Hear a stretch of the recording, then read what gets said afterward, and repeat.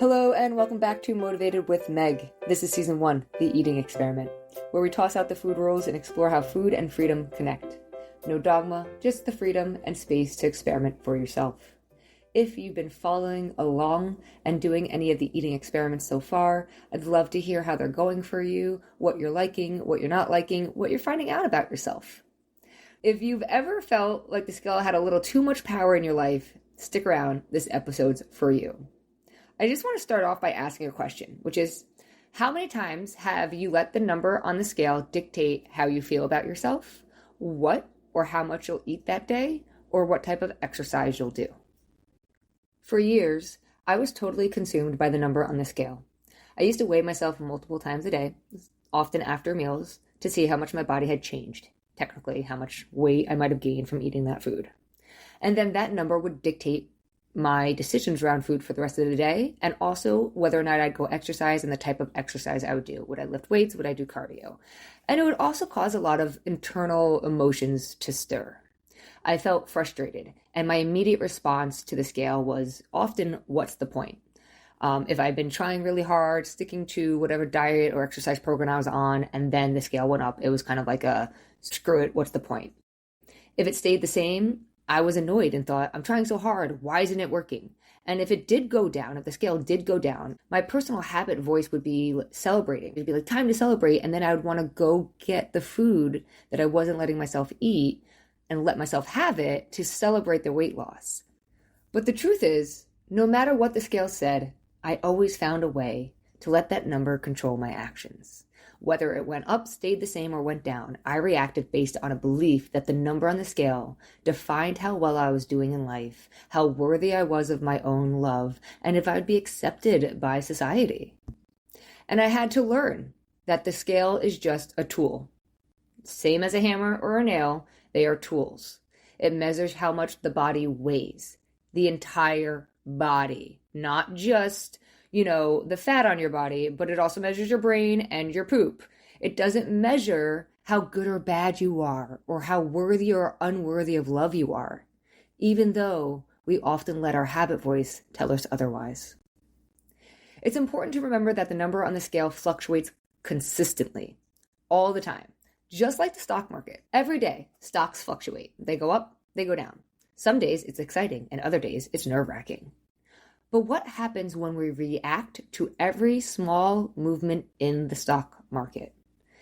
If we panic every time a stock drops or get overly excited every time it rises, we end up making emotional decisions that often aren't in our best interest.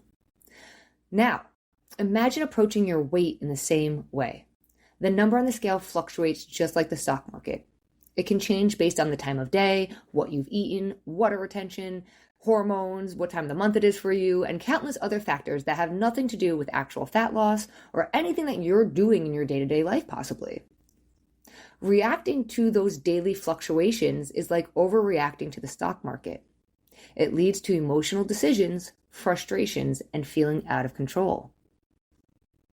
The truth is that just like the stock market, your body's weight will ebb and flow naturally. And much like investors within the stock areas are encouraging people to take a long-term view rather than focusing on the daily ups and downs, we too can take the same approach with our health and our relationship to food. Instead of letting the scale control how we feel or what we eat or how we exercise, we can step back, take a deep breath, and focus on the bigger picture. Just as a smart investor doesn't make decisions based on every dip or every spike of the market, we don't need to let the number on the scale dictate our mood, our worth, or our choices. Here's the thing, at least for myself and for everybody I've ever worked with as a health coach, we have assumed that when we hit a certain number on the scale, we'll finally feel happy, we'll finally feel sexy, we'll finally feel confident, or whatever it is that you're hoping you'll get when you finally hit that number on the scale. But here's the thing. There's no guarantee that the number will magically unlock those feelings. So you don't have to wait for the scale to validate your worth. You can feel amazing, strong, and empowered at any weight. When we attach our self-worth to the number on the scale, we give the scale all of the power, and we forget that it's just a tool. We allow it to dictate how we feel about ourselves for the rest of the day or longer. We may let it decide if we deserve to eat again for the day, or if we can even have that food, whether we can enjoy our meal or whether we need to punish ourselves by skipping the meal or just mentally beating ourselves up and calling ourselves a crappy person and a failure. It's as if the scale has the power to rule over how we look and think about ourselves. But that's not true power. The real power comes from choosing how you feel about yourself, independent of any number. The scale is just a tool, and it has a number on it that is weighing your entire body, and it only has as much power as you choose to give it. You are allowed to let go of caring about the scale. No matter how long you've cared about it, no matter how many times you've stepped up on it, it doesn't matter. You can make a choice today to throw it out and never step on it again. I know it's a scary thought for some people. So no, not telling you to do that. Remember, this is all about experimenting. Don't do anything that you're not ready to do, but just be open to maybe the scale doesn't need to have so much power over me today. I know it's a scary thought. I know it feels hard. I've been there. But I want you to take a deep breath and just imagine how freeing it would be to stop stepping on that scale, to step off that emotional roller coaster and start living from a place of inner trust and balance instead. So just like we don't want to react to every shift in the stock market, we don't need to react to every little change in the number on the scale or your body. It's just information, data, and it doesn't define your worth or your health necessarily. The good news is that you're allowed to shift away from the focus of that number and the scale. You're allowed to choose to feel strong, healthy, and empowered right now, regardless of what the scale says. And you're allowed to nourish your body without needing to chase some impossible idea of perfection. Let's explore how we can stop giving the scale so much power and instead invest that energy into nourishing our bodies with gentle nutrition, listening to our hunger, honoring our fullness, slowing down and feeling satisfied, and enjoying the experience of eating without judgment. And so this brings us to the concept of gentle nutrition. Gentle nutrition is another one of the 10 principles of intuitive eating. And it's about choosing foods that feel good for your body, not because they help you lose weight or because you think that they'll move the needle on the scale for you, but because they nourish you and help you feel energized, strong, and satisfied. Gentle nutrition encourages us to make decisions about food based on what our bodies need and how we feel in the moment, not on external rules or the need to control a number on the scale. It's about slowing down and asking questions such as, what do I truly enjoy eating that also helps me feel energized and well?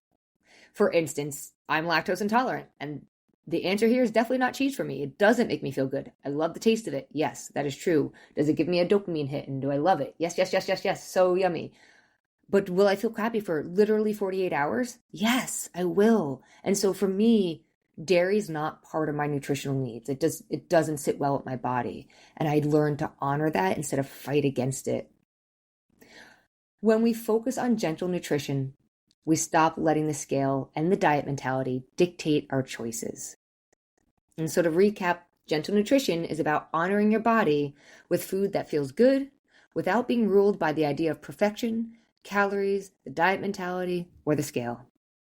And I want to take a moment to talk about perfection just for a minute, because we often chase this idea that we have to eat perfectly and exercise perfectly to be healthy, or that we'll reach some magical point where we're finally doing everything right, quote unquote right. But the truth is, perfect isn't a thing. Perfection is a thought that we chase.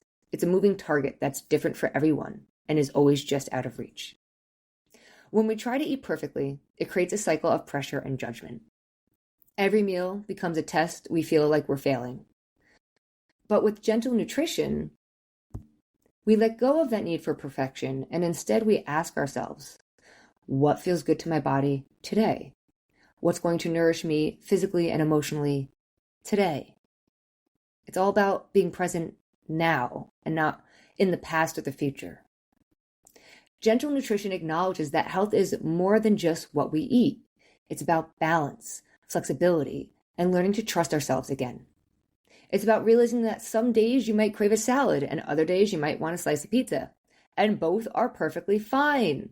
It's not about depriving yourself or eating only for weight loss, but rather about fueling your body in a way that feels sustainable and empowering. It's about understanding that no food is inherently good or bad. Food is just food, and you are in control of your choices. So let me ask you, what if you didn't step on the scale for a week, a month, or even longer? Could you still trust yourself to make choices that align with how you want to feel in your body? What would change for you if the scale wasn't even part of the equation? This week, I invite you to experiment with just that, with not stepping on the scale every time you see it or every time the thought to step on the scale comes up. It's okay if you still step on it this week. The goal isn't to do anything perfectly, right? It's just to notice when the desire to step on the scale comes up and start to look at it. Is that a habit? Do we want to continue down this pathway? So again, your experiment this week is trying to not step on the scale and instead practice gentle, imperfect nutrition. Focus on nourishing your body based on how you feel, not by what the scale says. So instead of stepping on the scale to see how you're doing, try checking in with your body. Notice your energy levels, your mood, and how your clothes feel. To help you with this, I've outlined a few questions that you can use to reflect and experiment with gentle nutrition and not reacting to the scale if you step on it. And those questions are, is it possible to feel empowered without needing the scale to validate your progress? How would your day-to-day choices change if you didn't even know your weight? What are some of the ways you can start practicing gentle nutrition, focusing on how food makes you feel rather than what the scale says? So those are just a few questions that you can ask yourself as you experiment this week with gentle nutrition and doing your best to either not step on the scale at all or not react to whatever the scale says. And that's it for today's episode of Motivated with Meg. Remember, the number on the scale doesn't define you. You have the power to make choices that support your health and well-being from the inside out, and you deserve to feel good right now. And you don't have to wait for the scale to go down to allow yourself to enjoy your life.